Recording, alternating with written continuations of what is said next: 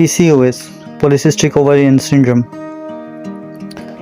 এটি একটি হরমোনজনিত রোগ যা প্রজনন সক্ষম নারীদের মধ্যে দেখা যায়।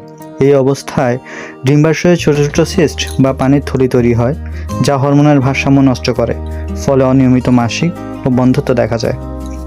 এর কারণ: পারিবারিক ইতিহাস থাকলে PCOS এর ঝুঁকি বাড়ে, শরীর পর্যাপ্ত পরিমাণে ইনসুলিন ব্যবহার করতে না পারলে, অস্বাস্থ্যকর খাদ্যাভ্যাস ও শারীরিক পরিশ্রমের অভাব দেখা দিলে এই সমস্যা হয়।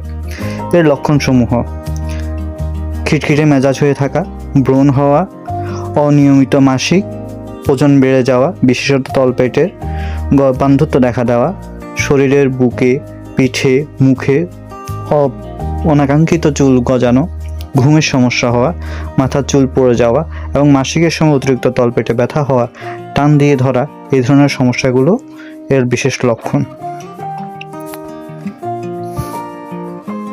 এর জন্য প্রতিরোধে আমরা করণীয় করতে পারি কিছু ব্যায়াম, যোগব্যায়াম, প্রাণায়াম এবং খাদ্যাভ্যাসের পরিবর্তন। বিশেষত কার্বোহাইড্রেট জাতীয় খাবার কম খেয়ে বেশি পরিমাণে সবুজ শাকসবজি এবং প্রোটিন সমৃদ্ধ খাবার খাওয়া যেতে পারে। এর জন্য যে সকল যোগব্যায়ামসমূহ উপযোগী তার কিছু ছবি এখানে দেওয়া হলো, আপনারা এগুলো চেষ্টা করে দেখতে পারেন। আশা করি আপনাদের উপকারে আসবে।